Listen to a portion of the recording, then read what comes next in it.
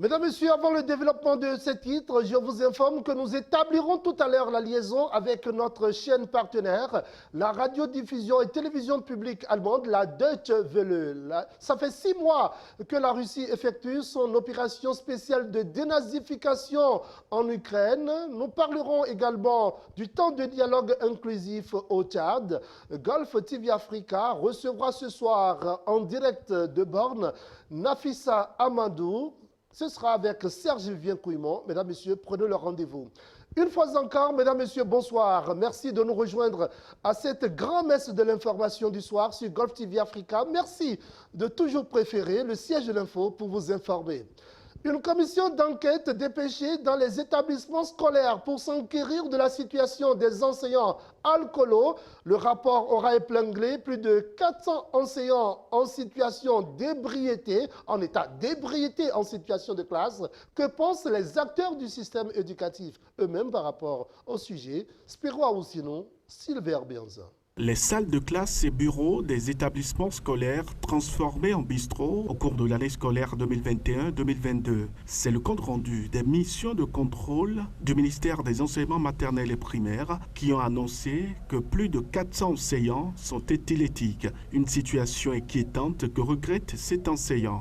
L'enseignant, c'est quelqu'un comme les autres hommes et qui est comme toute autre personne et qui peut chercher à se dire, bon, je vais faire ce qui me plaît.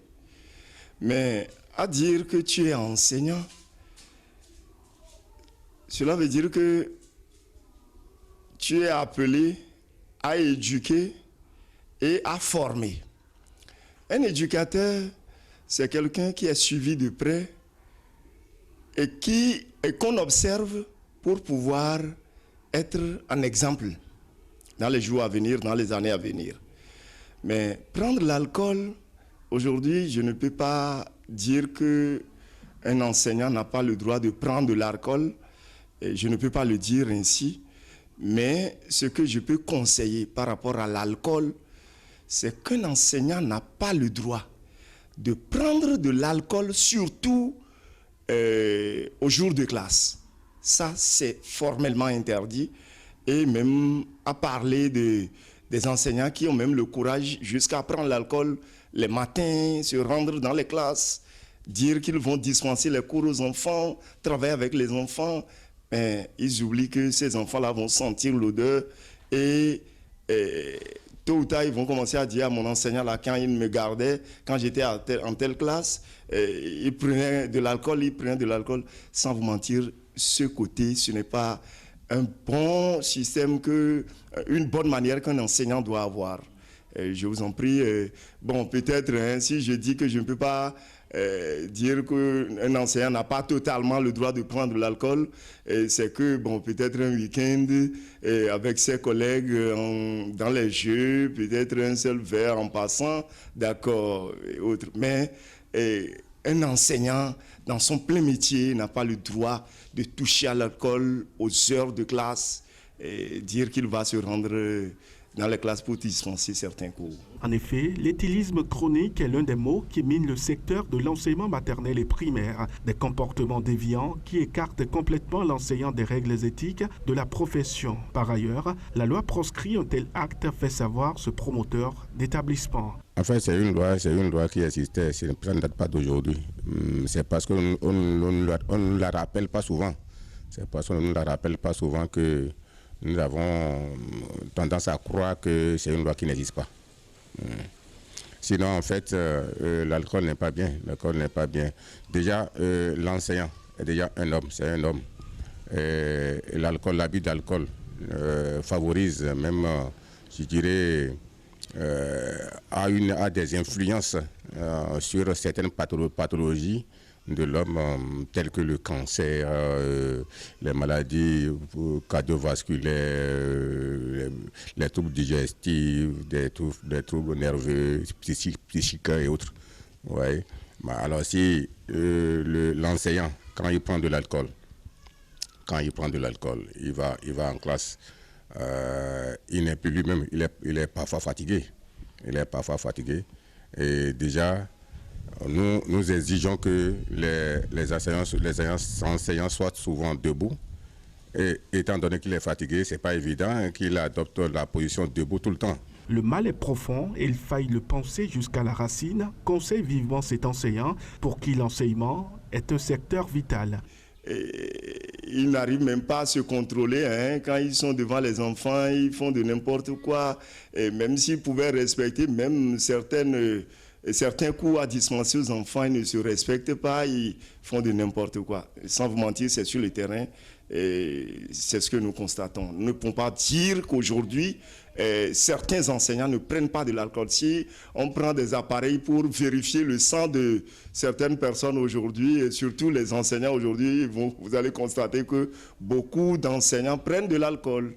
Mais ce qui n'est pas du tout conseillé, c'est que l'enseignant n'a pas le droit de prendre de l'alcool au jour de classe. Si le ministre tutelle a décidé finalement de frapper, c'est que c'est un secteur qui est très pertinent, qu'on doit surveiller, suivre de près pour que l'enseignant ne soit pas seulement un enseignant qui va dispenser son cours et laisser de mauvaises habitudes aux élèves, mais plutôt qu'il soit un enseignant qui, après avoir formé, qu'il soit un bon éducateur.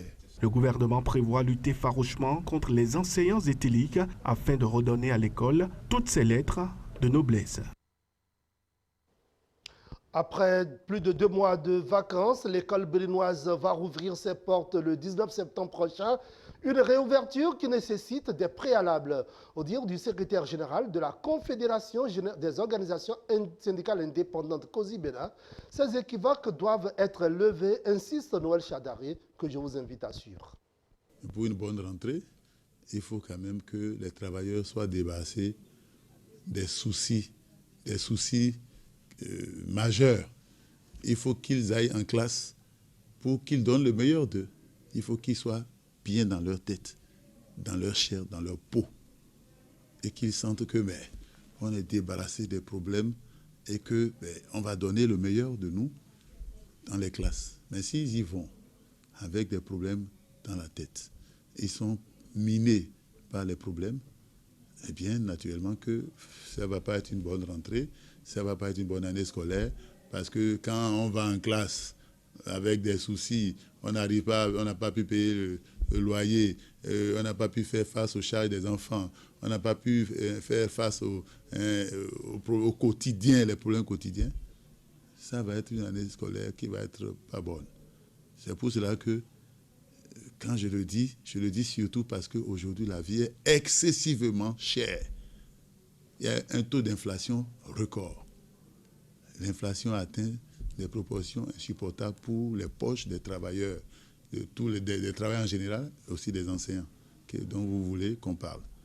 Les enseignants, pour qu'ils se retrouvent en classe dans les meilleures conditions, eh bien, il faut régler les problèmes d'ordre, n'est-ce pas, administratif, d'ordre aussi, professionnel, les problèmes de carrière. C'est les premières choses. Ça, c'est des choses qu'on peut régler aussi facilement. Sortir les textes, les arrêtés de mise en formation des enseignants qui attendent cela depuis des années, 2014, 2016, 2012, sortir les contrats. Il y a des enseignants qui n'ont pas encore de contrat. Le contrat, ils travaillent sans être payés. Il y en a encore qui traînent. Quelques enseignants sont dans cette situation. Il y a des gens qui sont payés au même salaire depuis 2008 parce qu'ils attendent qu'on puisse les reclasser. Et vous voyez, en 2008, avec le coût de vie aujourd'hui, tout est cher. Les enseignants ne veulent pas seulement qu'on dise à la rentrée, on a dépassé 5 milliards, 6 milliards, on a déjà envoyé les primes de rentrée, on a déjà viré les primes de ceci, cela, ça s'estime, on peut l'estimer à tel nombre de milliards. Ce n'est pas ça qu'on attend pour une bonne rentrée. Ce qu'on attend pour une bonne rentrée, les problèmes auxquels ils sont confrontés, auxquels le gouvernement est tout le temps rappelé à l'ordre par les syndicats que nous sommes, à quel niveau sommes-nous de résolution de ces problèmes? Ça, c'est important. Les actes n'est-ce pas, les arrêtés interministériels de formation de 2012, 2014 en enseignement secondaire, c'est où? C'est à quel niveau? Quand est-ce que la formation commence? Ça va être un soulagement. Ils veulent la formation pour être meilleurs. Les gens qui ont le BAPES, les gens de 2008 qui ont le BAPES, qui veulent être formés pour être professeurs certifiés, quelles les attentes là? Comment on veut les régler? Il faut pouvoir apporter des réponses à ça. Les rappels, comment on les règle? Ceux-là qui sont avec des salaires de 2008, comment on fait pour qu'ils puissent commencer par toucher le salaire réel? Les AME, ils vont aller à l'école comme ça, reprendre les classes comme ça, le ventre creux, cousu de dettes. Qu'est-ce qu'on fait pour eux, pour qu'ils puissent être bien dans leur chair, dans leur tête, dans leur chair, dans leur peau, le jour à la rentrée? Est-ce qu'ils ont besoin d'envoyer leurs enfants aussi à l'école, de préparer la rentrée avec les écoles? Qu'est-ce qu'on a fait pour les aider? Si on ne fait rien, on dit ils commencent la rentrée, mais leurs enfants sont à la maison ou peut-être ont du mal à pouvoir aller à l'école et même doivent des mois parce qu'ils n'ont pas eu de salaire. Ça fait 3 mois, ça fera 3 mois qu'ils n'auront pas de salaire. Et les loyers, est-ce qu'ils sont cousus de dettes, comme je l'ai dit, ne pas payer les loyers? Ils vont dans quel état d'esprit? Donc c'est pas dire qu'on a versé les primes pour les enseignants, mais c'est comment faire pour que la grande majorité, ils sont les plus nombreux. Noël Chadaré, secrétaire général de la COSI, la Confédération des organisations syndicales indépendantes du Bénin. Le 30 juillet dernier, 3 nouveaux monuments publics ont vu le jour. Le statue des Amazones, le statue de Bioguera et le monument aux morts de la place Saint-Mathieu. C'était dans l'allégresse et dans la joie que les populations ont accepté cela et ont découvert ces monuments qui ont été officiellement mis en service par le chef de l'État, Patrice Talon. Mais pour bien d'autres compatriotes, il serait judicieux de ne pas négliger les anciens monuments qui aujourd'hui semblent avoir été oubliés, semblent avoir été négligés. Il y a lieu de les remplacer ou de mieux les entretenir, disent les Béninois. Suivez. Les anciens monuments, ça a un sens pour les gens qui sont de mon âge. Ça nous rappelle le temps de la Révolution, le marxisme-léninisme, où c'était de la discipline, c'était totalitarisme à outrance. Mais bon, nous autres, ça nous rappelle quand même le temps de la Révolution.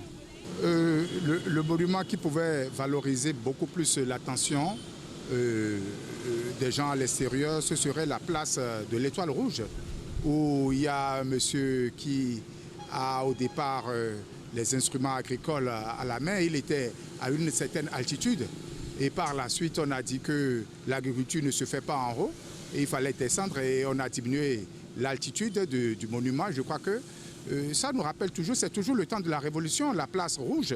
Hein? Et je crois que c'est ça qui va représenter notre tour Eiffel à l'extérieur. Le monument de la place Bulgarie, c'est toujours la Révolution. Bon, est-ce qu'aujourd'hui nous parlons encore de la Révolution? Et le papa bulgare lui-même, là, est-ce que ça a une signification dans le quartier de Bégamé ici? Bon, je crois que si je devrais donner mon avis, c'est à démolir. Hein, je ne sais pas, jusqu'à présent, je ne connais pas la signification du papa bulgare, qui est toujours là, au soleil. J'aurais vraiment souhaité qu'on l'enlève et qu'on y mette un autre monument beaucoup plus significatif et qui a de la valeur pour les enfants d'aujourd'hui. J'encourage le président de la République à continuer par révéler encore le Bénin à travers la culture, à travers le tourisme, et qui sont sources génératrices de revenus, de devises pour le pays. Le monument, par exemple, comme celui de l'Étoile Rouge, est un monument qui doit forcément être pris en compte. Je vais faire allusion à la protection, à l'aménagement, à une prise de conscience de l'utilité du monument en fait. C'est des trésors qui doivent être protégés à vie. Parce que c'est le passé, c'est l'histoire de toute une nation. C'est la vie de toute une nation. C'est l'âme de toute une nation en fait. Avec les nouveaux monuments venus, les anciens monuments doivent être entretenus. Ou même il y a certains qu'on doit changer par les monuments de notre pays, de notre propre culture ici. Je crois qu'avec ça, nos enfants vont mieux comprendre l'explication que donnent ces monuments. Puisque quand les étrangers descendent, les monuments les plus attrayants, c'est ça qui va les attirer. C'est ces monuments qui vont les attirer. Alors on doit prendre soin de ces anciens monuments-là. J'exhorte nos dirigeants à y penser.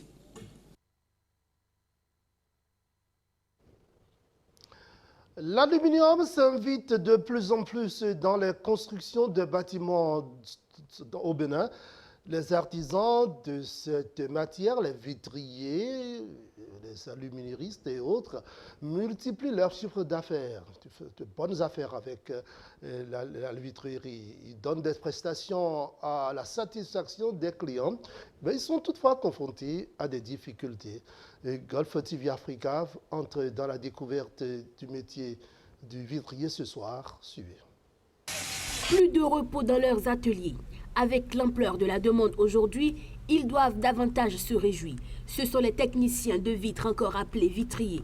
Le constat est frappant, la matière qu'ils façonnent est de plus en plus sollicitée dans la construction des bâtiments. C'est la touche finale des constructions un peu partout au Bénin. Se porte effectivement très bien. Ils s'intéressent beaucoup à nous pour plusieurs raisons.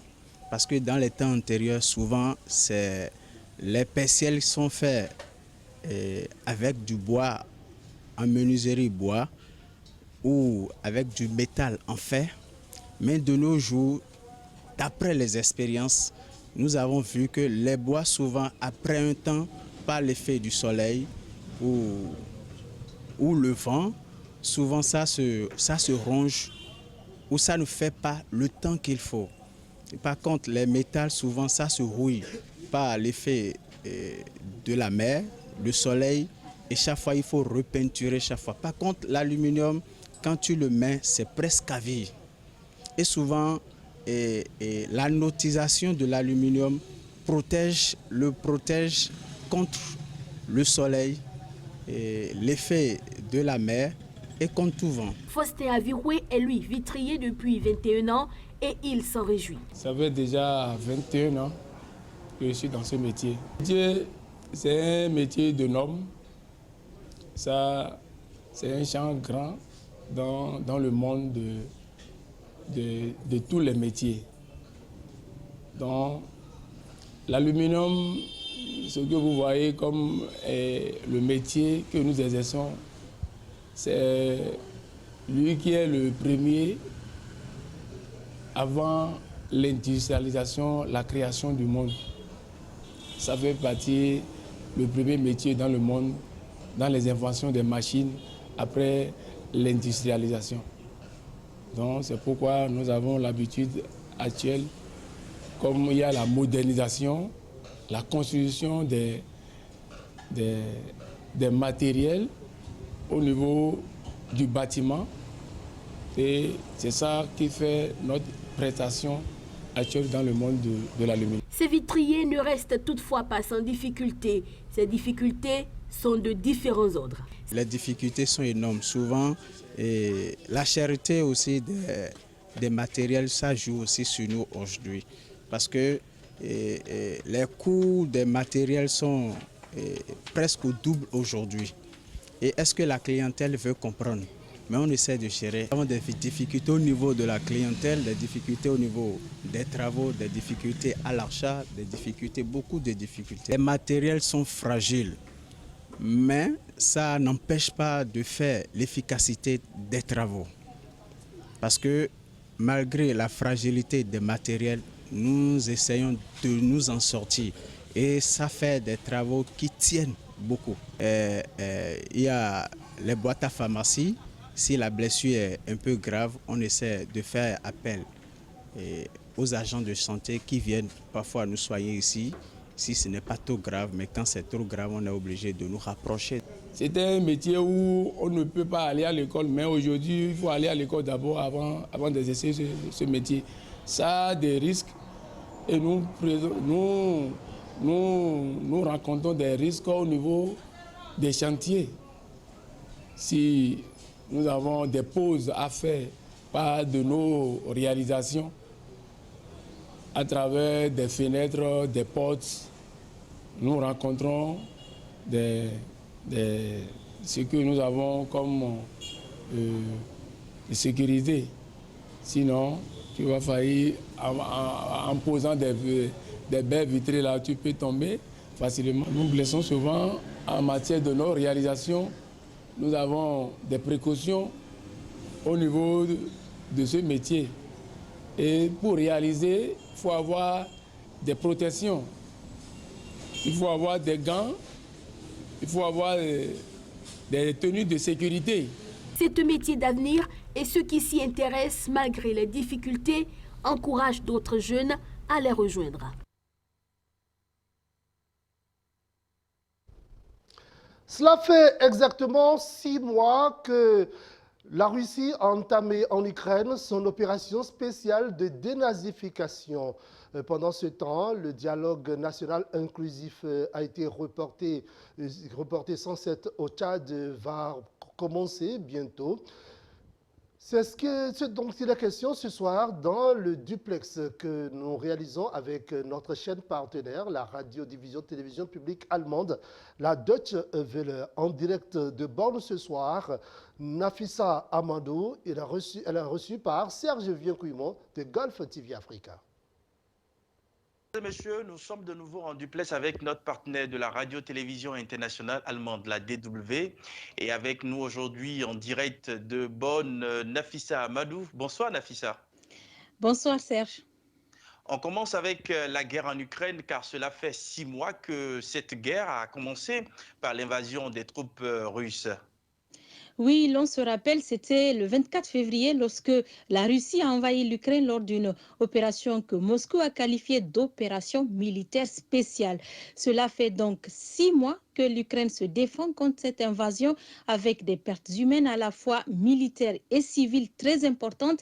Mais contrairement au plan initial de Moscou dont les forces armées comptaient rapidement contrôler tout le territoire ukrainien, les forces ukrainiennes ont résisté et repoussé l'armée russe. D'ailleurs, le président Volodymyr Zelensky, dans un discours à la nation prononcé ce mercredi, qui est également jour d'indépendance de l'Ukraine, a affirmé que son pays se battra jusqu'au bout sans aucune concession ni compromis avec la Russie. Il a également promis que les forces ukrainiennes reprendront le bassin du Donbass aux mains des séparatistes soutenus par Moscou depuis 2014, mais aussi la Crimée, territoire annexé par la Russie. Et pour sa part, l'Allemagne promet son soutien à Kiev aussi longtemps que nécessaire. Le chancelier allemand Olaf Scholz a assuré en effet que son pays se tient fermement aux côtés de l'Ukraine aussi longtemps qu'il aura besoin du soutien de l'Allemagne. Le chef de l'exécutif allemand l'a dit dans un message vidéo publié sur son compte Twitter. Olaf Scholz a par ailleurs ajouté que Berlin continuera à livrer des armes et former les soldats ukrainiens au maniement du matériel européen de dernière génération. Le gouvernement allemand a annoncé qu'il va livrer à l'Ukraine pour 500 millions d'euros d'armement supplémentaires, dont une partie sera donnée en 2023. Et les Occidentaux ont aussi mis en garde la Russie contre toute annexion du territoire ukrainien. Les dirigeants européens étaient réunis mardi par vidéo dans le cadre du sommet de la plateforme de Crimée qui rassemble les principaux États soutenant l'Ukraine. Ce format avait été créé par Kiev avant la guerre. Sur ce point également, le chancelier allemand et président en exercice du G7 a affirmé que les Européens ne reconnaîtront aucune tentative de changer le statut de quelque partie de l'Ukraine que ce soit. Olaf Scholz a aussi exprimé son admiration pour la bravoure des Ukrainiens contre leur agresseur et déclaré que les partenaires de l'Ukraine sont plus unis que jamais. Enfin, le chancelier allemand a annoncé la tenue à Berlin en octobre prochain d'une conférence internationale sur la reconstruction de l'Ukraine. Nafissa Amadou, de son côté, le Premier ministre canadien a encore répété qu'il n'existait aucune sanction internationale contre la Russie concernant la nourriture, contrairement à ce que tenterait de faire croire le Kremlin.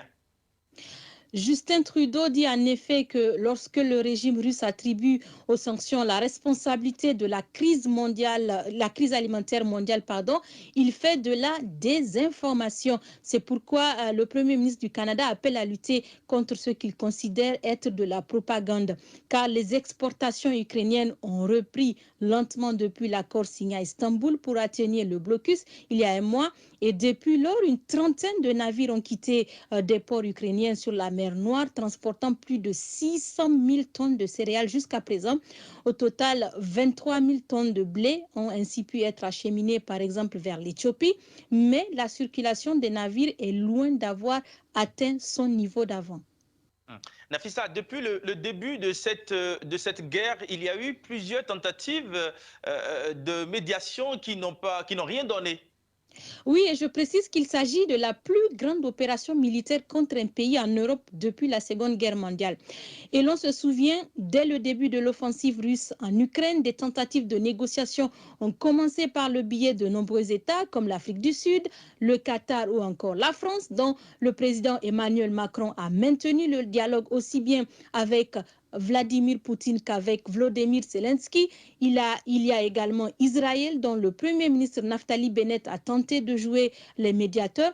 Mais c'est finalement la Turquie qui semble s'être imposée, avec toutefois très peu d'avancées. Après des négociations bilatérales à la frontière biélorusse fin février, une rencontre a eu lieu à Antalya le 10 mars 2022. Et les délégations russes et ukrainiennes se sont à nouveau retrouvées pour des négociations en mars à Istanbul sous l'égide de la Turquie, mais toujours avec peu de succès. Ok. On change de sujet, on part au Tchad pour parler du dialogue national sans cesse reporté entre les mouvements rebelles, les représentants de la société civile, les partis d'opposition et les militaires au pouvoir. Ils sont quelques 1400 délégués qui devraient se réunir pendant 21 jours pour discuter de la réforme des institutions et d'une nouvelle constitution. Celle-ci sera ensuite soumise à un référendum. Mais ce dialogue, il faut le dire, est boycotté par certaines composantes de la société tchadienne.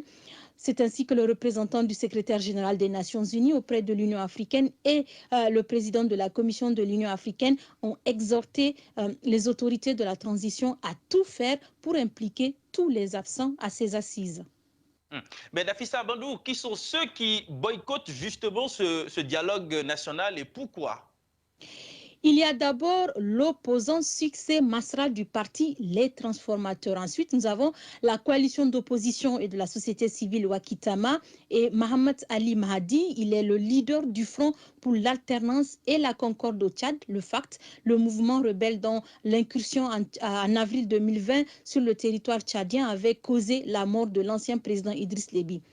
Concernant les raisons du boycott, Succès Masra, président du parti Les Transformateurs, mais aussi la plateforme de l'opposition Wakitama, exige en effet la mise en place d'un comité paritaire d'organisation du dialogue. Il dénonce la surreprésentation d'acteurs trop proches pour eux du pouvoir actuel à ce dialogue. Le parti, Les Transformateurs et la plateforme de l'opposition Wakitama exigent également des garanties que les membres du Conseil militaire de transition et en particulier son président Mohamed Idriss Déby ne seront pas candidats à la prochaine élection présidentielle. Quant au mouvement rebelle Le FACT, il a tout simplement indiqué que sa participation n'est pas à l'ordre du jour. Il entend suivre l'évolution des discussions avant de donner suite à cet appel de la communauté internationale. Nafissa Amadou, c'est la fin de ce duplex, mais avant de retourner l'antenne, mesdames, messieurs, retenez qu'avec Nafissa, nous avons parlé des 6 mois de la guerre en Ukraine et du dialogue national inclusif ou pas au Tchad. Nafissa Amadou, encore une fois, merci à vous. Merci à vous aussi et merci à vos téléspectateurs. Merci Nafissa. Mesdames et messieurs, merci de nous avoir suivis. Le programme suit son cours sur GovTV Africa. Merci à vous aussi, Serge Vivien Cuimont, toutes nos amitiés à Nafissa Amadou depuis Born en Allemagne. Un magazine ce soir, mesdames, messieurs, Un bébé en Afrique qui naît avec certaines spécificités, avec une ou plusieurs dents, un bébé qui ne pleure pas, ou le bébé qui ne sort pas par le siège. Les populations craignent ces enfants. Mais de plus en plus, les infanticides sont liés à ces phénomènes. Les infanticides liés à ces phénomènes régressent dans les pensées collectives. Le sujet demeure tabou et ces enfants sont toujours craints car, dit-on, ce sont des mangeurs d'âmes, des enfants sorciers. On en parle ce soir. Rachida Tourou. En Afrique particulièrement et dans bien d'autres pays du monde, les coutumes et les croyances sont fortement stéréotypées. Dans la majorité des cas, c'est généralement du fait de l'ignorance des populations. C'est ainsi qu'à la naissance, certaines fantaisies de la nature sont attribuées à telle ou telle divinité, soumettant les nouveau-nés à des rites pour la plupart néfastes pour la progéniture.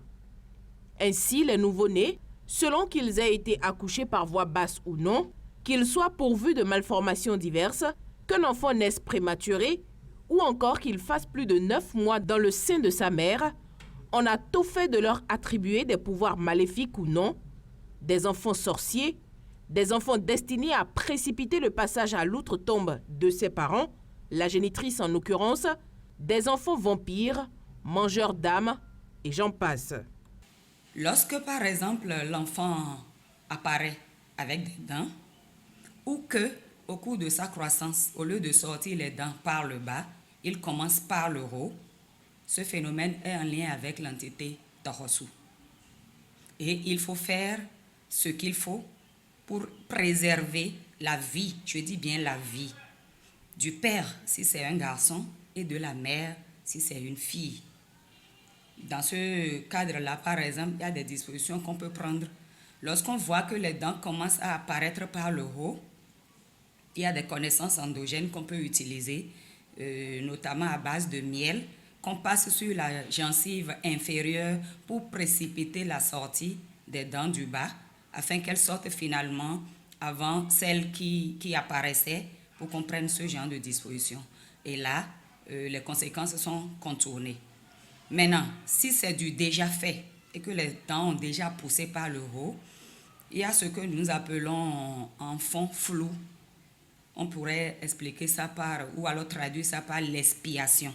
Il y a des tisanes basées sur le flou qu'on fait et le géniteur concerné, c'est-à-dire le géniteur qui a le même sexe que l'enfant qui est en jeu, se purifie avec cette tisane-là pour conjurer les effets néfastes.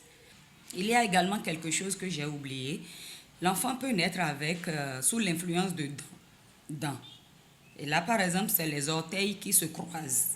Vous voyez, ça se croise, c'est sous l'influence de dents. Et ça peut créer l'instabilité dans le couple des parents, c'est-à-dire au niveau des géniteurs, ça peut créer l'instabilité conjugale. Mais là, par exemple, c'est d'autant plus grave que quand l'enfant va grandir, son partenaire aura des répercussions. Surtout si c'est la femme. Ce n'est plus un secret pour personne que le condensé de sacré qu'il y a en la femme dépasse de loin celui de l'homme. Alors, lorsqu'on prend par exemple les formes particulières de pieds, que ce soit kpakpafort, c'est-à-dire pieds de canard, les orteils sont aplatis et repliés vers l'intérieur avec un écart très prononcé du gros orteil, par exemple, c'est en lien avec Tohosu. Et voilà, il y a quelques exemples comme ça dont, je dirais, les répercussions ne sont pas tout de suite pour le bas âge. Ça peut avoir quelques effets sur la vie de couple des parents, mais c'est surtout quand l'enfant grandit et se met en couple. Et tout ce que je viens de citer, qui est en lien avec une forme particulière du pied, occasionne une forme particulière de malédiction que nous appelons wavun wavun. Lorsque nous parlons de wa, ça veut dire faire, construire, et vun, ça veut dire déchirer, en fond. Donc, en somme, c'est une destruction systématique de tout ce que vous construisez. D'accord? Tout s'effrite dans vos mains et puis vous ne savez pas pourquoi tout ce que vous construisez se détruit. Mais c'est l'autre partenaire, c'est-à-dire c'est le partenaire de la personne qui a cette forme de pied-là qui a les conséquences. Les enfants qui aujourd'hui présentent ces particularités, même s'ils ne sont pas tués, sont craints ou font l'objet de diverses stigmatisations dans la société. Le sujet demeure tabou, un véritable secret de polichinelle, mais hante aussi bien les familles dans lesquelles ces enfants naissent que leur entourage. Mais ces croyances et ces pratiques constituent curieusement pourtant le socle même de la vie sociétale. Ce sont les mœurs auxquelles il est quasiment impossible d'échapper, à moins qu'on veuille s'expatrier, et ceci avec ses risques. Toutes les conditions de naissance qui tirent sur la sonnette d'alarme ne sont pas forcément visibles. L'enfant peut naître avec des énergies et des vibrations qui ne laissent aucune apparence physique, aucune apparence matérielle pour tirer sur la sonnette d'alarme, et pourtant il naît avec des énergies qui détruisent, par exemple, la vie de couple, est préjudiciable à la vie même du père ou de la mère. Donc l'idéal, c'est de retourner à l'ancienne pratique des aînés qui consiste à faire le Afodietefa. C'est-à-dire, autant on fait des consultations par le Fa de façon prénatale, pour voir, les toutes premières consistent à suivre la grossesse. La dernière qu'on fait, c'est pour voir les conditions de délivrance, pour sécuriser les conditions de délivrance. En somme, l'objectif, c'est une délivrance heureuse. Maintenant, après la délivrance, il faut faire une autre consultation pour voir ce nouvel être qui est venu sur la terre, quelles sont les conditions de sa descente sur la planète Terre, quelles sont les dispositions qu'il faut prendre. Et là, ça permet, au-delà des caractéristiques physiques qu'on observe et par rapport auxquelles on peut prendre des dispositions, de prendre vraiment des dispositions profondes pour sécuriser la vie de chaque géniteur, et la vie de couple, maintenant la vie de famille. Un enfant qui pousse les dents du haut en premier ou naît avec est systématiquement mis à l'écart du fait de ses croyances qui sont complètement enracinées dans le subconscient. Scientifiquement pourtant, ces phénomènes ne sont pas considérés comme des anomalies, mais juste comme une particularité qu'on observe. C'est un phénomène normal. C'est-à-dire qu'il y a un processus à 90% qui se passe par le bas. Mais naturellement, dans tout développement, il se peut que l'un devance l'autre. En fait, on peut dire que ce n'est pas habituel, mais ce n'est pas une anomalie. Vous voyez, habituellement, dans la majorité des cas, ce n'est pas le bas. Mais comment on peut dire, c'est juste un changement. Bon, un changement peut s'obtenir dans tous les cas. Ça ne va pas augmenter le nombre de dents que l'enfant aura. Ça apparaît anormalement par le haut. Après, ça se rattrape. Mais notre tradition tient compte obligatoirement de cette position pour réagir. Sinon, physiologiquement, ce n'est pas un phénomène très, très anormal. Ça, c'est juste une particularité qu'on observe et on le considère comme tel. Les mœurs, les coutumes et les traditions en Afrique, quoi qu'on dise, ont une place prépondérante dans le quotidien des populations. Les populations ne s'en défacent presque pas, sinon très difficilement. Pourtant, la modernisation aidant, l'Afrique, tout en maintenant son originalité, gagnerait beaucoup à faire fi de toutes ces frayeurs liées à ses particularités pour définitivement tourner dos à la barbarie qui, du reste, s'observe aussi sous d'autres cieux.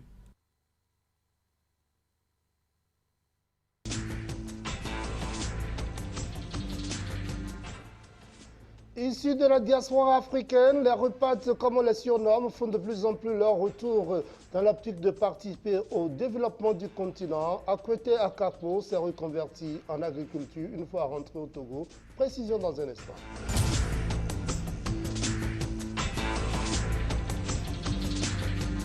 Le protocole d'accord d'urgence signé entre le Mali et les États-Unis en 1993 pour se réserver le patrimoine culturel malien vient d'être renouvelé pour la 7e fois au musée de Bamako.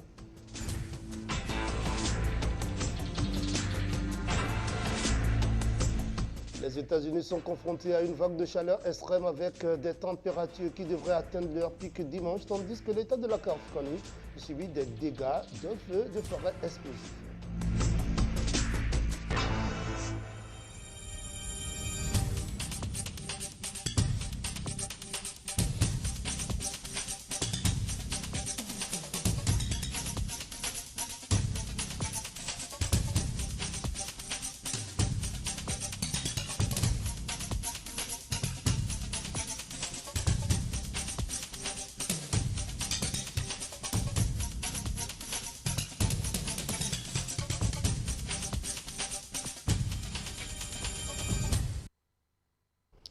Merci de nous rejoindre au siège de l'information, mesdames, messieurs. Nous abordons là la deuxième partie avec l'actualité hors de nos frontières. Issus de la diaspora africaine, les repates, comme on les surnomme, font de plus en plus leur retour dans l'optique de participer au développement du continent. Akwete Akakpo s'est reconverti agriculteur une fois rentré au Togo. On fait le point.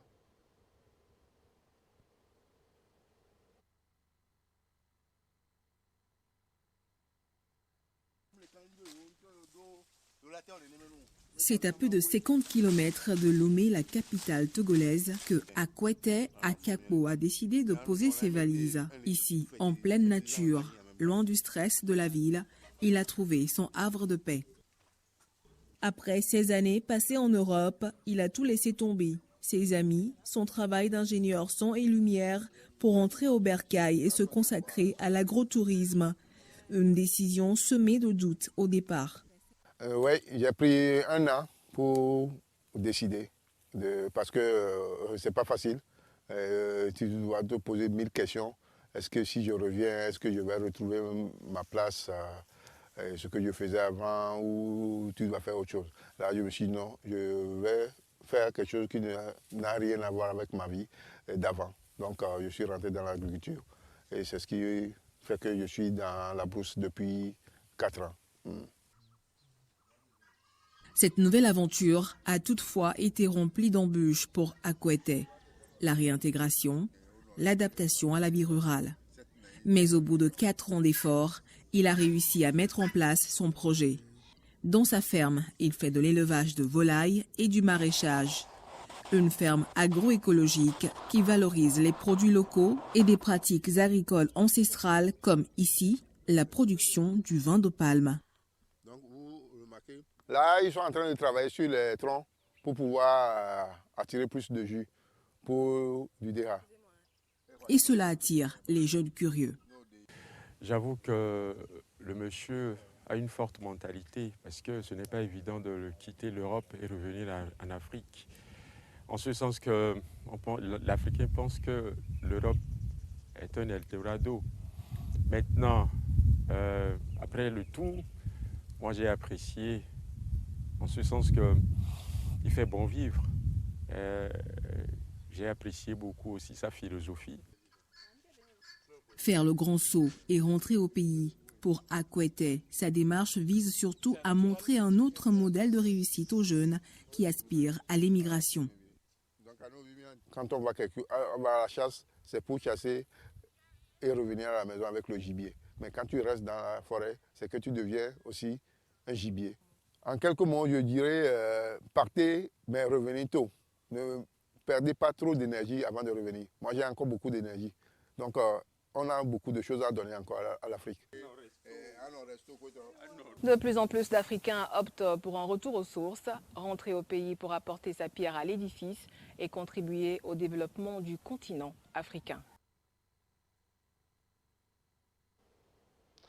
Le Burkina Faso et le Niger entendent mutualiser leurs efforts contre le terrorisme. Les deux pays sont en passe de signer prochainement un accord de coopération militaire qui leur permettra de mener des opérations sur le terrain et mieux surveiller leurs frontières. Suivez.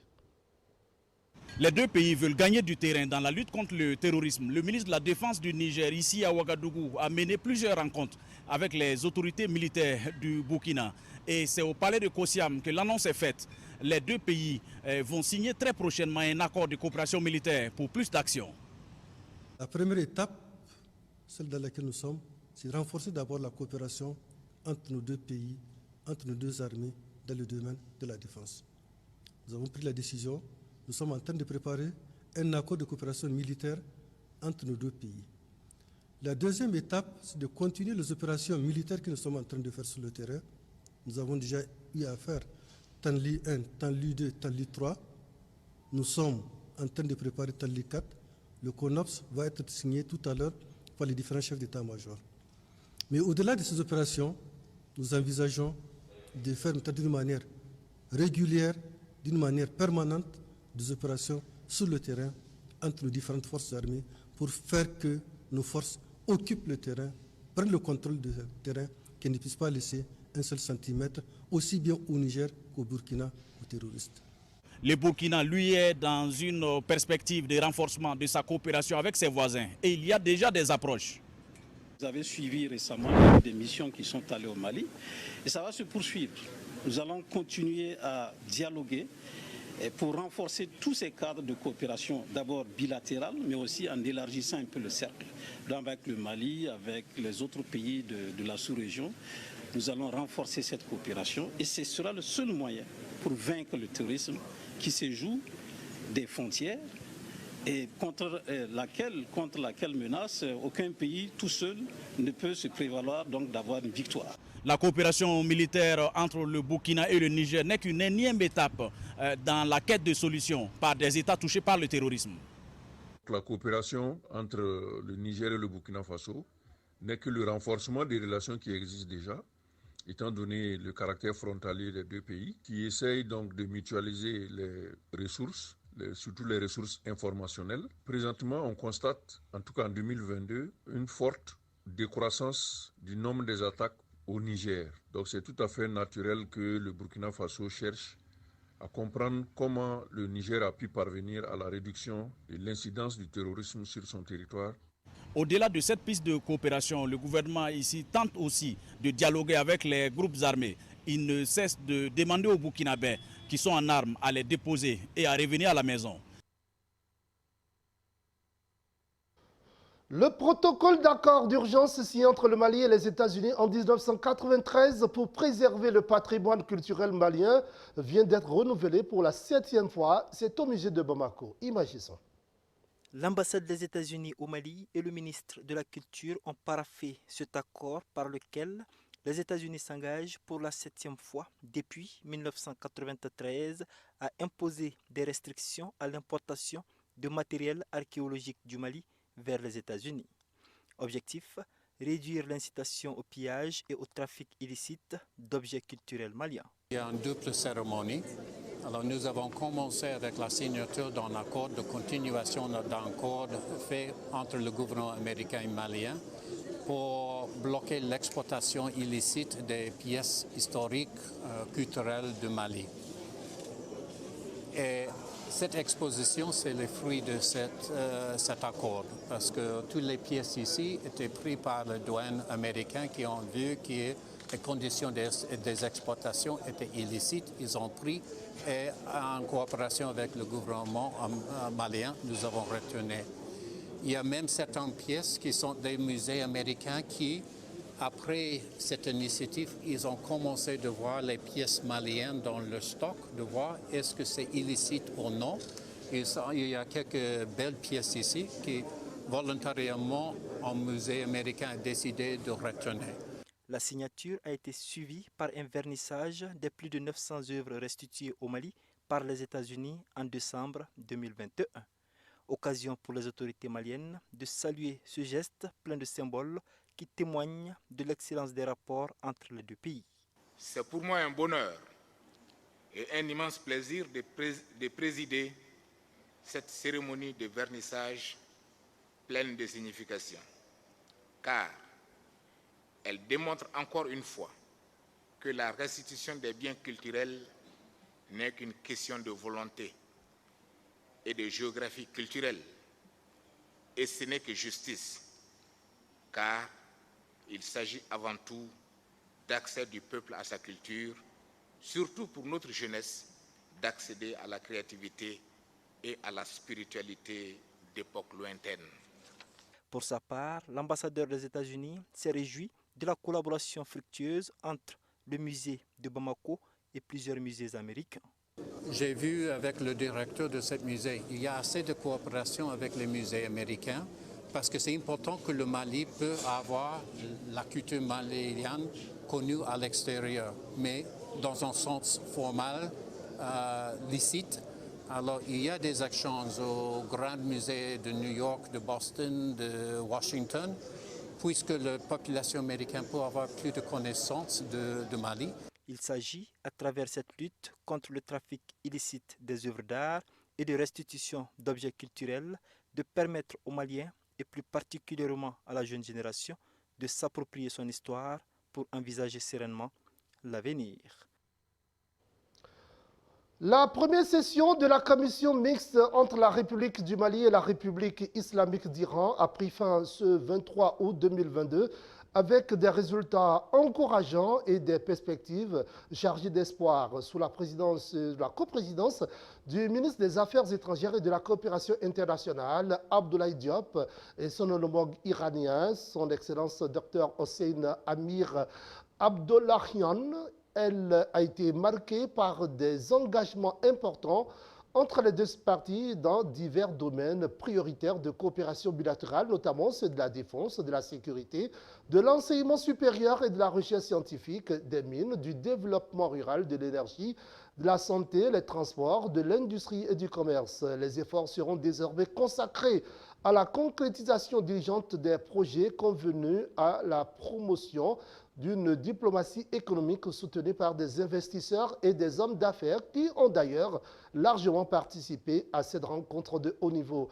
La remise d'un échantillon de 100 000 doses de vaccins contre la COVID-19 par la partie iranienne constitue le point de départ de cette volonté des deux parties de voir désormais une coopération bilatérale basée sur une approche pragmatique et dynamique en vue de porter plus de fruits sur le plan économique à travers une amplification des investissements et des échanges commerciaux. L'exposition des technologies iraniennes à Bamako et la mise en place d'un centre de recherche scientifique au Mali figurent au nombre des priorités qui favoriseront le partage des expériences et le transfert des technologies entre le Mali et l'Iran. Pour ces deux vieux pays ayant marqué l'histoire par leur civilisation, les solutions des problèmes au niveau international ne se trouvent ni dans l'exclusion, encore moins dans les sanctions, mais plutôt dans le dialogue et les négociations dans un esprit constructif et le respect mutuel. La deuxième session de la commission mixte prévue à Téhéran en 2024 permettra d'évaluer le chemin parcouru par cette coopération bilatérale. Tous les regards sont désormais tournés vers la Cour suprême et en particulier sa présidente Martha Koome au Kenya. Lundi, Raila Odinga a déposé un recours devant cette juridiction, la plus haute du pays, pour tenter de faire invalider la victoire de William Ruto à la tête du pays, à la présidentielle du 9 août dernier. La Cour suprême a 14 jours pour se prononcer. Nommée en mai 2021, Martha Koome a donc la lourde responsabilité de trancher le litige et de décider de la suite du processus politique en cours. On fait le point. Peu d'observateurs avaient misé sur sa nomination à ce poste clé. Le parcours de Martha Koome lui vaut pourtant la réputation d'être une femme courageuse et intègre. Avant de rejoindre la magistrature en 2003, elle était avocate, connue pour avoir défendu des prisonniers politiques, dont Raila Odinga, à l'époque où il combattait le régime de Daniel Arap Moi. Se passer aux côtés de Raila Odinga n'a pas empêché la magistrate, en début de cette année, de retoquer un projet de réforme constitutionnelle que ce dernier défendait aux côtés du président Uhuru Kenyatta. Un camouflet de taille pour le chef de l'État sortant et un signe pour avoir rejeté un appel destiné à empêcher une organisation de défense sur les droits des homosexuels. Ce parcours et ses 34 années d'expérience lui seront sans doute utiles, car le Kenya reste connu pour les interférences du politique dans le judiciaire. Et la pression est forte sur ses épaules. L'annulation de l'élection de 2017 a érigé la Cour suprême kenyane en modèle régional. Il s'agit donc pour Martha Koome de prouver qu'elle mérite cette réputation d'arbitre impartial, tout en sachant que sa décision déterminera en partie le climat politique et sécuritaire du pays pour les semaines à venir.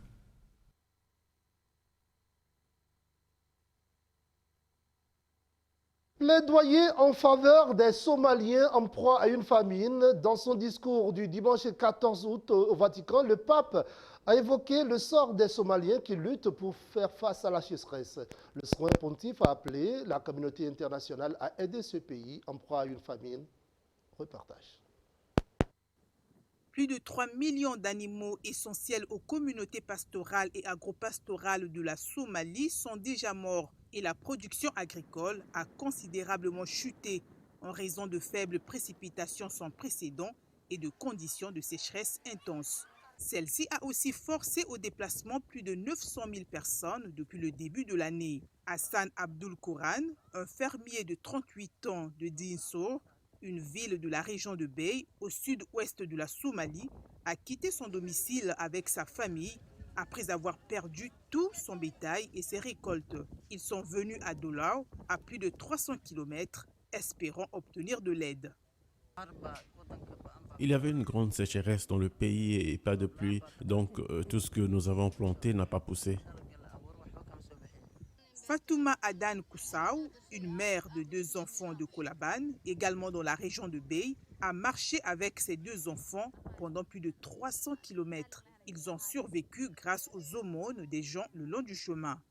Lorsque nous avons épuisé notre stock de nourriture de la ferme, que les animaux ont commencé à mourir et que nous ne pouvions pas nourrir nos enfants, nous avons décidé de fuir à cause de la faim. Le nombre de personnes ayant besoin d'une aide humanitaire urgente est passé de 4,1 millions au début de 2022 à 7,1 millions de personnes entre juin et septembre 2022.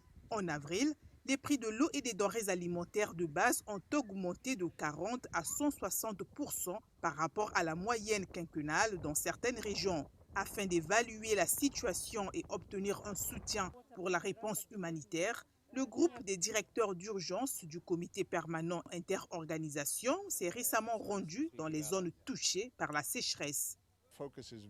Nous nous concentrons sur les moyens de subsistance. Il s'agit de fournir de l'argent afin de permettre aux gens d'acheter de la nourriture pour survivre. Il s'agit de maintenir les animaux en vie avec une alimentation d'urgence, avec des traitements vétérinaires, avec des réserves d'eau pour les animaux dans un contexte de sécheresse. La FAO fournit une assistance dans les zones rurales et a atteint 260 013 ménages entre janvier et juin de cette année. Mais l'ampleur de l'assistance actuellement fournie et le financement de la communauté internationale ne sont pas suffisants. Plus tôt en août, l'Organisation des Nations Unies pour l'alimentation et l'agriculture a averti que certaines régions de la Somalie pourraient connaître la famine en septembre. 8 régions du pays pourraient être touchées si le bétail continue de mourir, si les prix des produits de base augmentent encore et si l'aide humanitaire ne parvient pas aux plus vulnérables.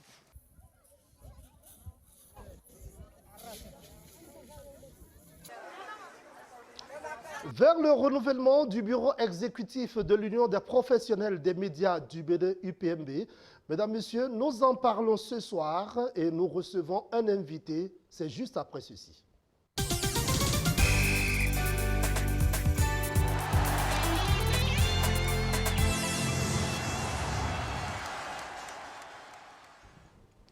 Dieudonné Katakula, bonsoir. Bonsoir, cher ami. Vous êtes le directeur de campagne de l'un des candidats en la personne de José Fortuné Menrenou.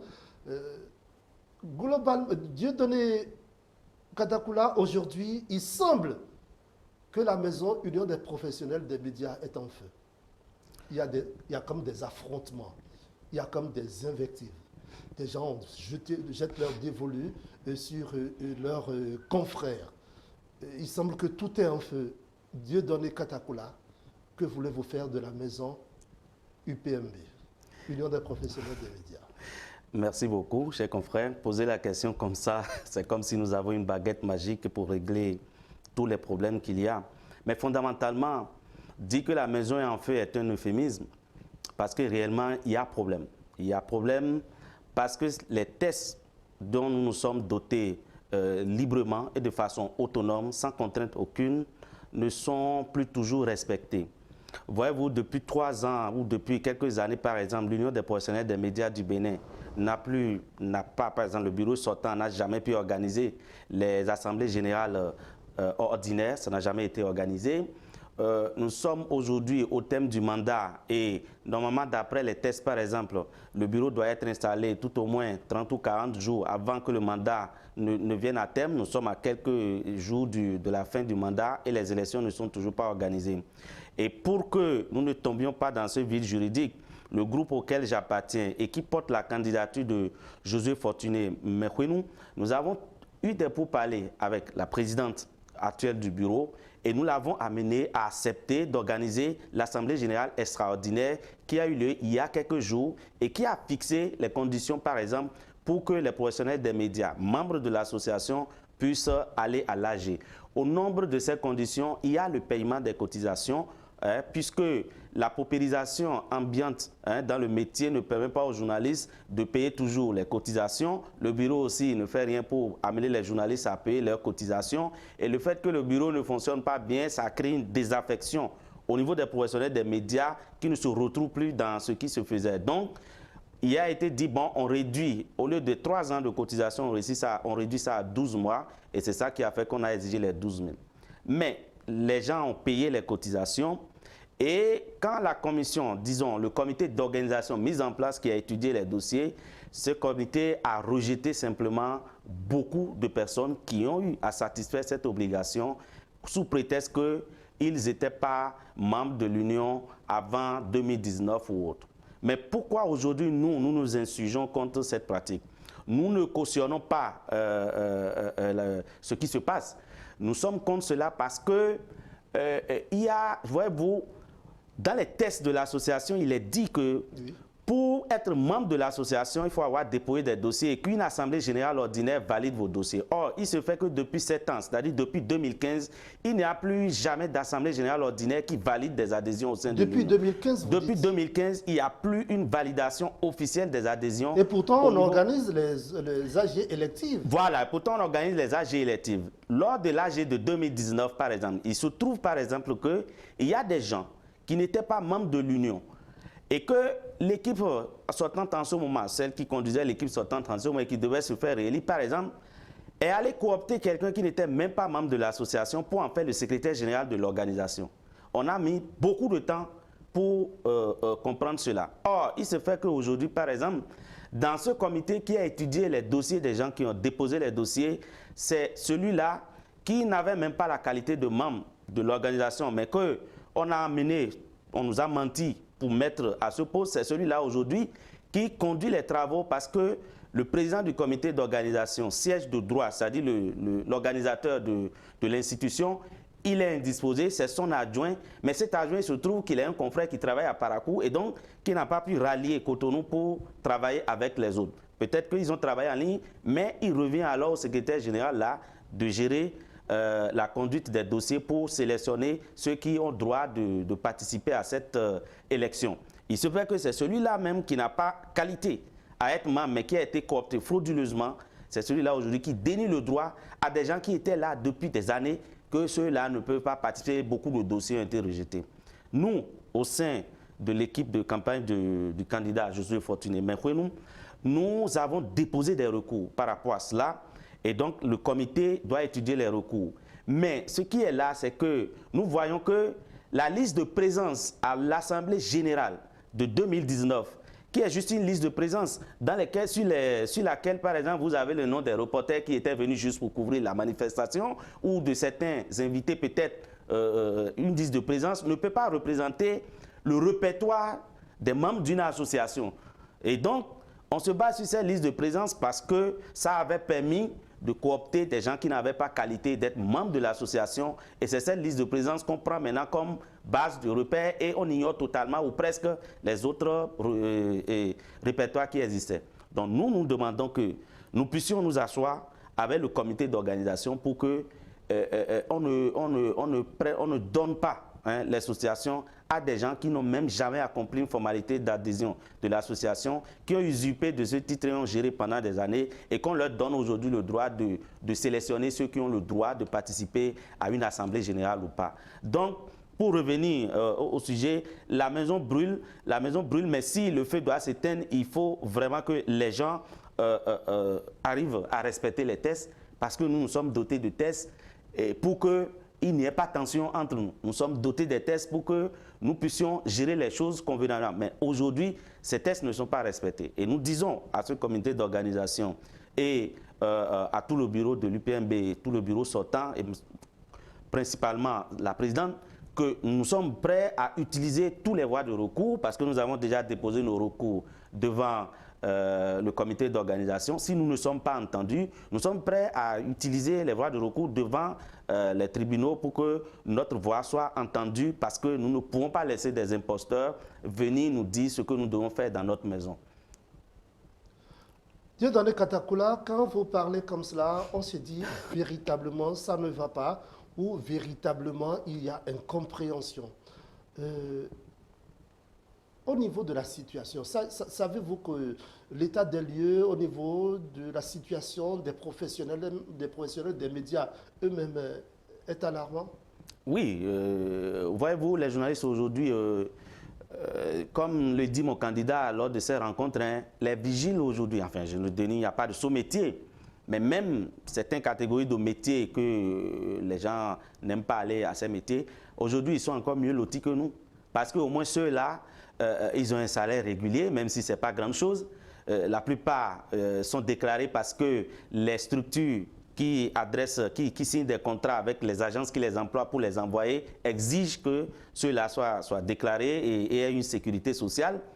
Aujourd'hui, les journalistes, vous voyez, les journaux par exemple, les journaux pour sortir aujourd'hui, c'est difficile. Les rédactions aujourd'hui ne tournent plus parce que simplement, il n'y a plus de financement, il n'y a pas un environnement économique qui permette aux journalistes de s'épanouir. Et donc, pour pouvoir faire cette lutte, les anciens ont mis en place cette union qui permet d'avoir un dialogue constant avec le patronat et en même temps avec les pouvoirs publics pour pouvoir sauvegarder un certain nombre de choses. Mais si pendant 3 années, l'association est restée par exemple dans une léthargie totale, les gens cherchent des subterfuges pour dire Covid-19 et autres, ben, il y avait Covid-19, Gov Télévision fonctionnait toujours. Les journalistes continuaient de travailler. L'association qui doit défendre leurs droits, on ne l'a jamais vu. Comment les journalistes ont-ils travaillé pendant la période de Covid? Alors que pendant que tout le monde fuit et se protège, on envoie les journalistes sur les lieux pour pouvoir faire les reportages au niveau des hôpitaux, au niveau d'un certain nombre de structures, et personne ne se préoccupe de leur sécurité. Donc, il faut une association forte, il faut une association bien dirigée, et puis, nous sommes dans un métier où, si vous n'êtes pas recyclé au fur et à mesure sur l'évolution technologique, les caméras qu'on utilise aujourd'hui, ici, ce n'est pas les mêmes caméras que vous utilisez à la création de Gov Télévision. Il a fallu que les techniciens ici soient recyclés et autres avant de s'adapter, les consoles et autres, ça évolue. Et donc, l'Union n'offre même plus ces possibilités de formation aux membres ni aux journalistes. Et ça devient, parfois, des gens viennent là juste pour faire leur business personnel. C'est pour cela que nous disons non. Nous voulons que quelqu'un, par exemple, qui travaille... Je vous demanderai tout à l'heure vos ambitions. Voilà. Mais pourquoi imputer la responsabilité de tout ceci? Vous-même, vous l'avez dit tout à l'heure, ça fait plus de 7 ans que cela se passe. Mais pourquoi en imputer la responsabilité essentiellement à ce bureau, alors que ce bureau n'a pas fait un mandat complet? Il y a l'ancien président qui est allé à la RAC. Ce bureau ne fait que 2 ou 3 ans. Pourquoi lui en imputer entièrement et complètement la responsabilité? Non, nous allons préciser une chose, mon confrère. Ce bureau, la présidente sortante a été première vice-présidente, je crois, dans le bureau du conseiller Franck Pochemin qui est parti. Elle a fini le mandat du conseiller Franck Pochemin, a été réélue, plébiscitée par nous tous. Et elle est en train de finir son mandat complet, puisque le mandat c'est 3 ans. Donc elle est en train de finir son mandat. Donc nous n'imputons. Elle a hérité d'un bureau. Elle a terminé le mandat, elle a organisé des élections. Et au cours de ces élections, qui se sont déroulées en 2019, nous avons vu que, après les élections du moins, et surtout quand nous avons commencé à travailler par rapport à ces nouvelles élections, que la liste électorale a été gonflée, mais exagérément gonflée, et que des gens qui n'étaient pas des journalistes, qui n'ont pas qualité de journalistes, figuraient sur cette liste, et que même des journalistes professionnels des médias, qui n'ont pas fait les formalités d'adhésion à l'Union, figuraient sur cette liste, et même quelqu'un qui n'a même jamais rempli une formalité, on l'a placé pour quelqu'un, par exemple, qui a été trésorier général, premier vice-président d'une union. Présidente veut constituer une liste, parce que présidente par intérim pour finir le mandat veut constituer, et on met un halogène sur cette liste, Et il y a plusieurs personnes comme ça. Même dans le comité, il y a des halogènes qui n'ont jamais rempli les formalités d'adhésion à l'Union. Et donc, est-ce que c'est de sa faute l'usurpation ou la faute du comité d'organisation qui est aussi chargé d'élaborer la liste électorale? Vous savez, le comité d'organisation, la composition, telle que les tests sont faits, le comité d'organisation n'est pas installé à ce niveau. Il y a beaucoup de gens qui siègent de droit. Parce que quoi? Pour organiser, par exemple, le président du comité d'organisation, c'est l'organisateur de l'Union. Le secrétaire du comité, c'est le secrétaire général de l'Union. La présidente ou bien le président, à sa discrétion, peut désigner des gens d'un département spécialisé de l'Union et puis peut-être une personne ressource. Donc, c'est comme ça que l'Union est composée. Donc, nous n'avons pas les membres, ou bien même si ceux qui ne sont pas d'accord de la composition de l'Union n'ont pas une marge de manœuvre pour contester la mise en place de ce comité d'organisation. Et devant quelle structure vous portez les recours? Devant le comité d'organisation, nous avons déjà porté le même comité, puisque lorsque le comité a publié la liste, le comité a donné un délai pour porter les recours. Nous avons porté ces recours, mais des discussions avec toutes les parties et de tout ce que nous entendons, c'est que ce comité est en train de défendre cette liste tronquée, cette liste de présence tronquée de 2019 pour vouloir se baser sur ça et amener du bétail électoral pour quelqu'un, je ne sais. Mais nous, nous disons que... Monsieur Katakula, vous qui dénoncez tout cela, qu'est-ce que vous proposez de meilleur? Est-ce que sous l'ère de votre candidat, José Fortuné Merono, est-ce que sous son ère, les choses vont changer? Est-ce que ça ne sera pas du même au même? On a vu depuis plusieurs années comment ça se passe, tant au niveau national qu'au niveau des différentes structures qui composent la nation. José Fortuné Merono est un journaliste rompu, nous le connaissons tous. Et il travaille, il a le mérite d'avoir travaillé dans le privé comme aujourd'hui il est dans le public. Il a servi dans le privé avant le public. Avant le public, il était le rédacteur en chef du journal Le Challenge pendant au moins 5 ou 7 ans, je crois, avant d'aller au niveau du journal La Nation. Et ce que nous disons, c'est quoi? Vous savez, cette association, l'UPMBE, a passé ces 3 dernières années en léthargie. Pourquoi? Parce que les gens n'ont pas voulu être créatifs. Nous étions habitués à la manne financière de l'aide de l'État à la presse qu'on donnait. Mais quand le gouvernement a gelé l'aide, c'est aux membres de l'association, c'est au bureau d'être ingénieux. Il y a partout. Et qu'est-ce que vous vous proposez? Nous, aujourd'hui, nous connaissons, avec notre candidat et son équipe, nous connaissons des institutions, nous connaissons des fondations, nous connaissons des guichets qui peuvent, lorsque nous nous réunissons, pour écrire des projets acceptables, qui puissent permettre, par exemple, pour les formations, qui puissent assister les journalistes, genre, par exemple, les équipements, qui puissent, par exemple, permettre et financer, par exemple, des enquêtes et autres. Il y a des fonds qui sont là. C'est parce qu'il y a des institutions. C'est parce que nous ne réfléchissons pas, nous ne creusons pas les méninges pour proposer à ces institutions ce que nous voulons, des projets sérieux. Et nous n'avons pas aussi toujours démontré notre sérieux vis-à-vis de ces institutions qui ont des budgets qui sont là et qui ne trouvent même pas d'interlocuteurs valables pour pouvoir consommer ces budgets et sont obligés d'affecter ces budgets à des institutions qui peut-être n'en ont pas besoin. Deuxième chose, l'association va revenir aux journalistes, aux vrais membres de l'Union. Et que ça ne sera plus une structure dirigée par quelqu'un qui est venu pour, je ne veux pas utiliser certains mots. Et donc, avec nous aussi, c'est que le professionnel des médias sera quand même remise au centre des discussions.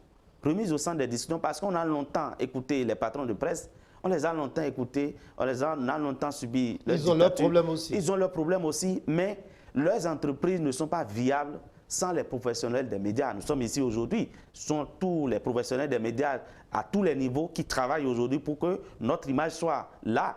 Le patron, il va chercher, il va signer les accords, il joue la diplomatie.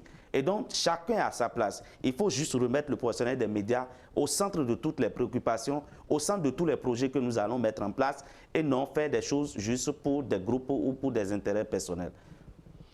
Monsieur Katakula, aujourd'hui, on parle de la gente féminine, même au niveau national. Ce n'est pas pour rien que la statue de l'Amazone a été érigée. À l'Assemblée nationale, on a décrété un certain nombre de places aux femmes. Aujourd'hui, quel est votre projet pour la femme professionnelle des médias? L'UPMB n'a pas attendu des décrets ou autres pour faire la promotion de la jeune féminine. Je vous dis par exemple, la présidente sortante, elle a été trésorier générale, elle a été première vice-présidente, elle a accédé au poste de présidence. Et dans le bureau actuel, il y a 3 femmes professionnelles des médias qui y sont. Et dans nos rédactions partout, vous voyez, bon, pour revenir au bureau, pour nous, la promotion de la jeune féminine, oui, mais on ne va pas décréter la promotion de la jeune féminine, remettre une maison à quelqu'un qui n'a pas le mérite. Et nous voyons aujourd'hui ce qui se passe. Pourtant, c'est une femme qui est aux affaires. Et cette façon de faire... Non, vous n'allez pas dire qu'elle n'a pas le mérite. Non, je n'ai pas dit qu'elle a le mérite. Nous avons fait l'expérience. De trésorière, elle a passé par la vice-présidente. Non, mais, OK, nous voyons aujourd'hui les résultats. Et il est unanime que si vous allez aujourd'hui, même la maison des médias, je ne sais pas si mon confrère Chabel a encore fait un tour là-bas un jour. Allez voir l'état de... C'est à l'image de la situation de la presse. Merci beaucoup. Et donc, on ne peut pas rester les bras croisés et pleurer sur le lait renversé. On ne peut pas rester les bras croisés et pleurer sur le lait renversé. Donc, nous proposons quand même qu'il faut changer. L'expérience qui n'a rien apporté, on ne peut plus faire confiance à cette expérience. Il faut une rupture. Et vous êtes convaincu que si les professionnels des médias qui nous suivent en ce moment exprimaient leur suffrage en faveur de Fortuné Josué Mekweno, que ça va véritablement changer? Nous n'avons pas de baguette magique. Est-ce que ce ne sont pas les mêmes en définitive, monsieur? C'est vrai que vous êtes... Nous ne sommes pas les mêmes. Non, ce ne sont pas les mêmes. Nous n'avons pas de baguette magique. Mais tout est une question de postulat et d'approche. Ça dépend de comment vous vous organisez pour faire. C'est vrai que ça ne sera pas facile, mais on aura au moins le mérite d'essayer de changer les choses. Et ça, personne ne peut nous accuser d'avoir de nous décider à aller changer les choses autrement. Vous savez, aujourd'hui, l'UPMB n'a même pas de manière de procédure. Vous allez à l'UPMB aujourd'hui, je défie le secrétaire administratif de l'institution de vous sortir aujourd'hui un répertoire des membres de l'institution. Comment on peut gérer une institution comme ça? Il n'y a pas un répertoire des membres de l'institution. Tous ceux qui avaient adhéré, on ne peut pas sortir aujourd'hui une liste fiable pour dire nous sommes sûrs que tel nom, ces gens-là, c'est eux qui sont membres de l'association. Vous pouvez demander l'appui de l'ANIP qui peut vous... Donc voilà des projets. Donc quand nous serons là, et quand nous allons publier d'ici quelques heures le programme complet du candidat, il y a tout cela dedans pour dire nous allons nous référer à ces institutions pour qu'ils nous aident à sécuriser nos fichiers, pour qu'ils aident à l'identification même de tous ceux qui sont membres de l'institution et même de tous ceux qui sont journalistes. Déjà que la carte de presse aujourd'hui sera éditée en collaboration avec l'ANIP, donc nous sommes en train d'aller là aussi. Dieudonné Katakoula, nous sommes au terme de cet entretien. Vous avez tous les professionnels des médias aujourd'hui qui vous suivent au siège de l'information. Les voilà et dites-leur ce que vous pensez et ce que vous voulez.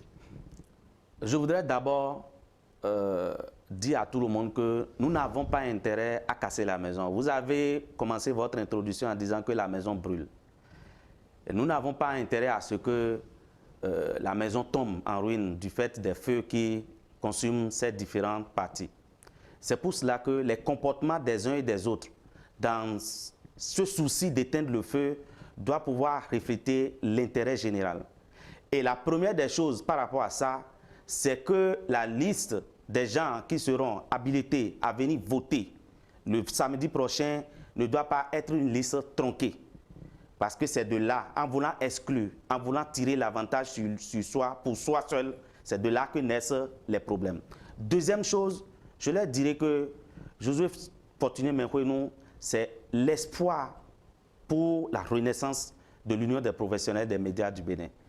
Parce qu'il vient avec un programme qui met le journaliste au cœur même de tout ce qui se fera. Et son objectif réellement, c'est de dynamiser vraiment le fonctionnement de l'UPMB. Y a-t-il pas des craintes à avoir du fait qu'ils appartiennent au secteur public? Vous savez, on a longtemps eu des présidents à la tête de l'UPMB. Les gens du privé, vous savez comment nous fonctionnons dans la presse privée, hein? Ce qu'on doit nous donner ne tombe toujours pas. Et les gens utilisent les institutions comme marche-pied. Ils viennent à la tête des institutions et le fait que les petites relations, les petites invitations en tant que président d'institution là, donc ça leur permet de vivre, ils installent leur affaire. Vous faites allusion à quoi? Ben non, on a observé beaucoup de gens passer. Donc je ne veux pas appeler de nom sur votre chaîne, mais Joseph Fortuné Mekonnen travaille dans un organe de presse de service public. L'État n'a jamais cessé de payer les salaires à ses employés. Et pour lui, il aura le temps de pouvoir bien défendre. Celui qui est rassasié et qui mange, il a au moins le temps de bien réfléchir aux choses, de bien défendre les gens, de bien défendre sa corporation et appartenir au public, surtout la personne de Joseph. Je vous l'ai dit ici qu'il a d'abord travaillé dans le privé, il a commencé dans le privé, avant dans le public, donc il connaît bien les deux secteurs. Dieudonné Kadakoula, je vous remercie. Merci, cher confrère. Mesdames, Messieurs, ce sera tout pour cette messe de l'information. Ce soir, au siège de l'information, toute l'équipe de préparation, de réalisation et de diffusion vous remercie de nous avoir suivis. Restez câblés Golf TV Africa.